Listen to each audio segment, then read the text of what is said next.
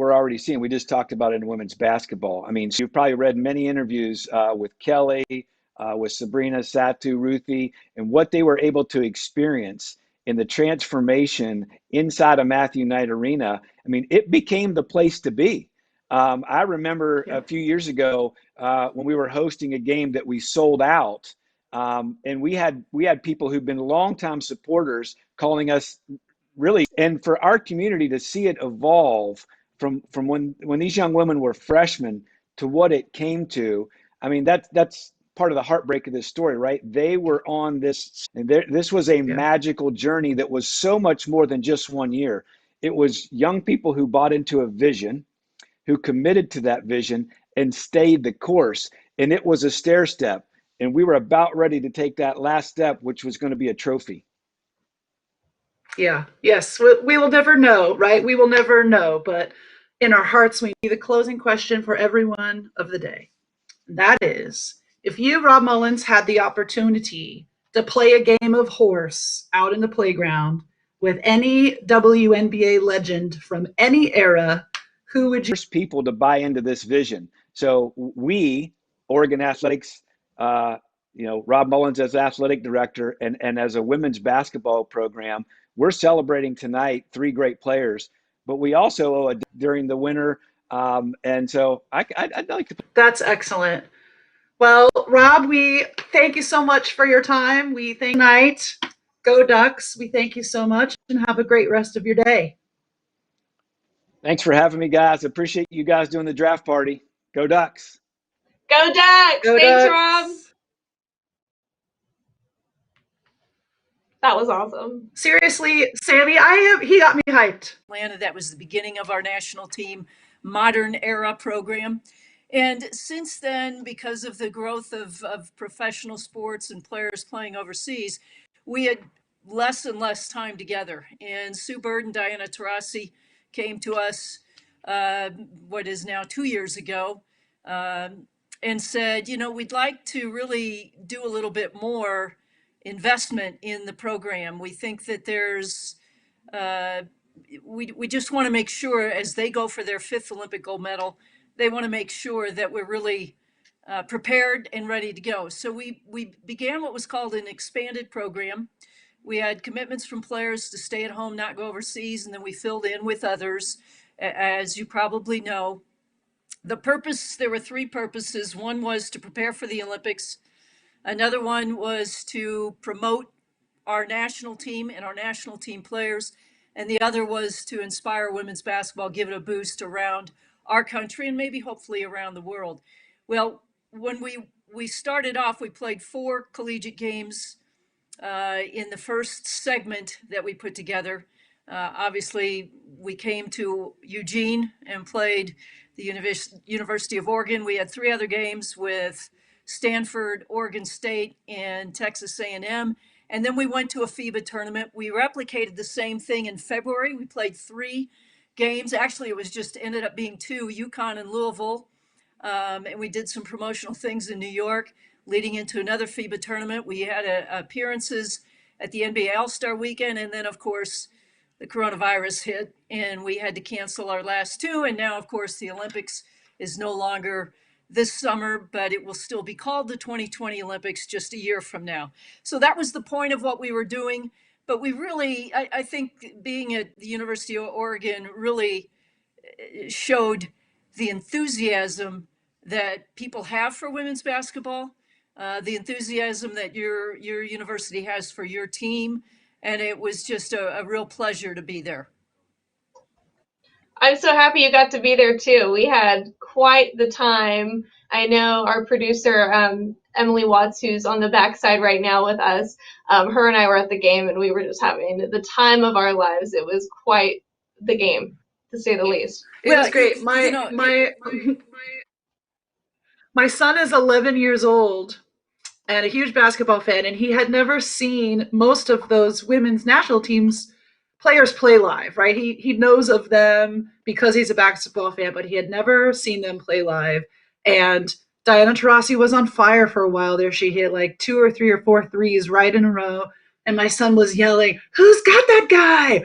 put a body on her. What's going on? He was just aghast that somehow the Ducks were failing to guard one of the most epic shooters in the history of basketball. It was really funny. Well, I think that the amazing thing, and you're all marketers through the MBA program that you have, and, a good product can sell itself. But then you add all of the extra things, the band, the cheerleaders, the young kids that are going to scream no matter what, the students who just, diehard fans. It was just an exciting game. And I think the atmosphere, when they talk about bringing sports back without people in the stands, it's just not quite the same. It might be great for television, but there's something about being there in person that's special. Truly, it was definitely watching magic happen in real life. It was great. It was still talk about it to this day. So we have a fan question for you from @Megan Kelch. She asks, how has your role changed with the shift in the Olympics? With the delay, do you see the opportunity for some of the women being drafted today to be on the Olympic team next year? So really, we've all shifted into this sort of ready mode. We're not able to play.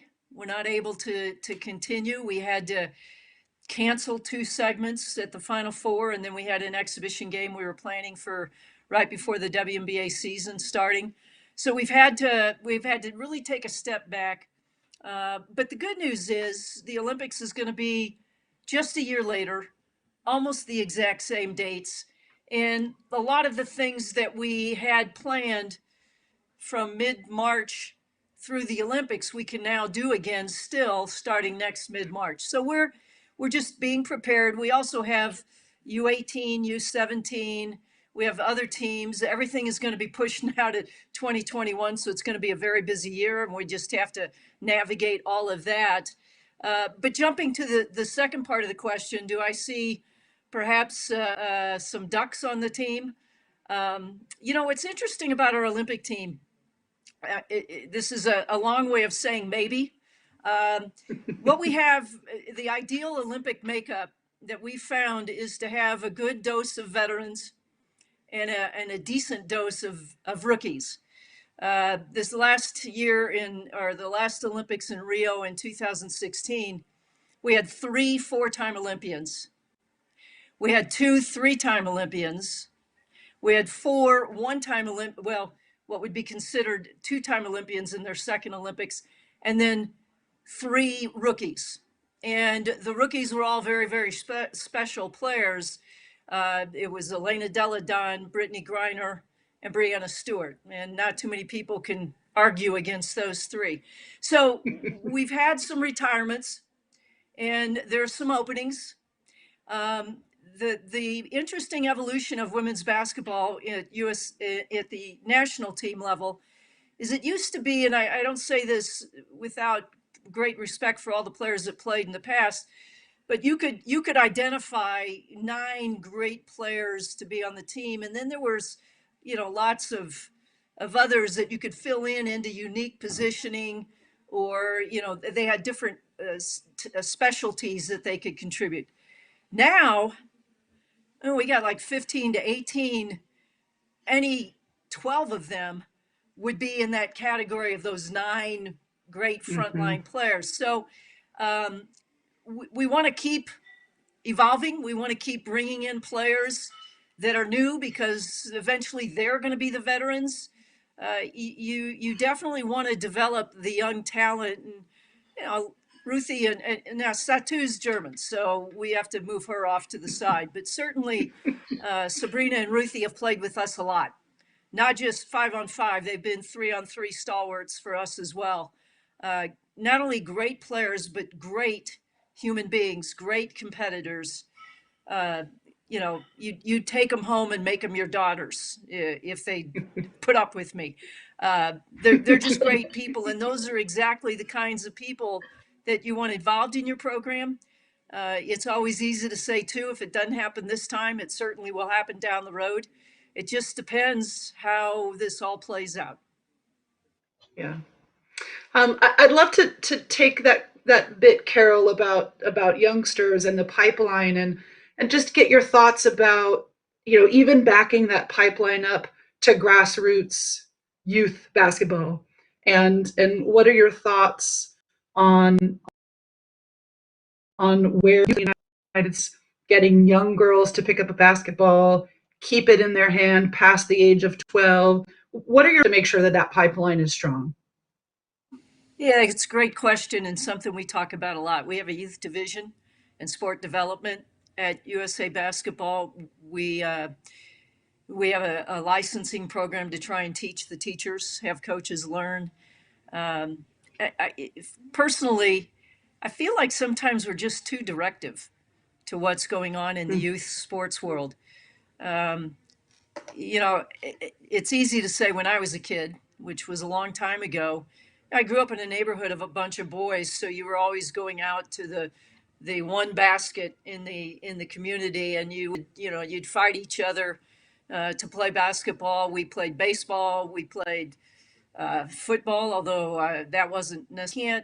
They don't learn proper skills, or they don't know how to play it, and just think it's a dumb sport. You want to have the proper amount of teaching as a youngster, but then you also want to give them a chance to play. And something that we do at USA Basketball that I think is great is called open court.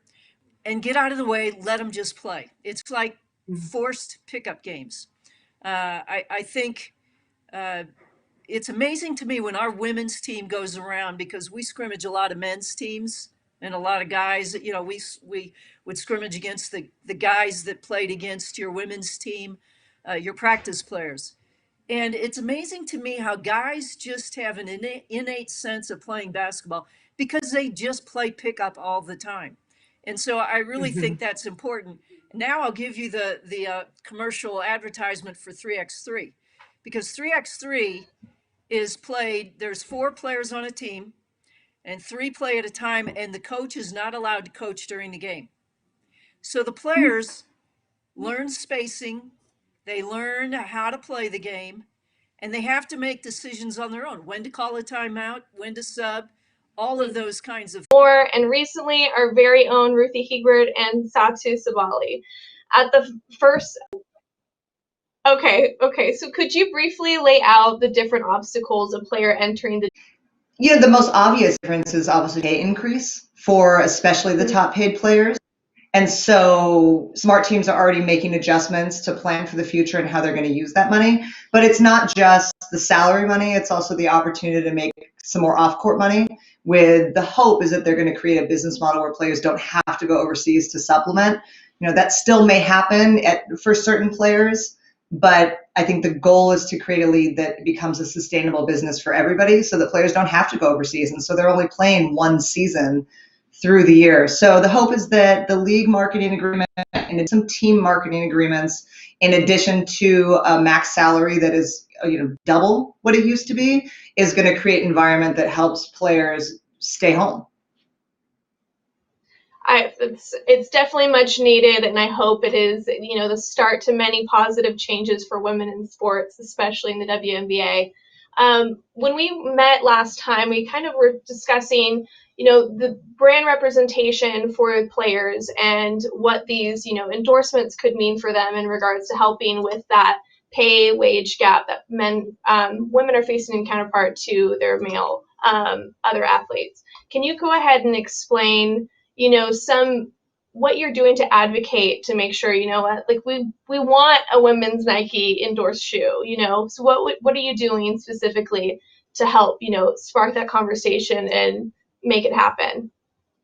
Well, it helps to represent the best players, because leverage doesn't come out of nowhere, right? So you have players who have a really clear point of view, who are really engaged, who are great on social, who are part of putting their plan together. And it's about being aggressive, but it's also about working together. What we're really proud of is that we have a collective of women that we represent across sport who really show up for each other, because we know that change really happens more quickly when people are pulling in the same direction. So, for example, today we have Satu's going live on Uninterrupted, and she's going to be joined by Dirk. She's going to be joined by the brand that styled her for the draft. She's going to have a DJ, And she's going to have Ibtihaj Muhammad, who's one of the most visible Muslim athletes that people know. And most people don't know that Satu is actually Muslim. And then we're also going to have Nneka Ogwumike, who is the president of the Women's Union, has been a leader in women's basketball now, and also comes from a family with really strong Nigerian heritage. And so we see a lot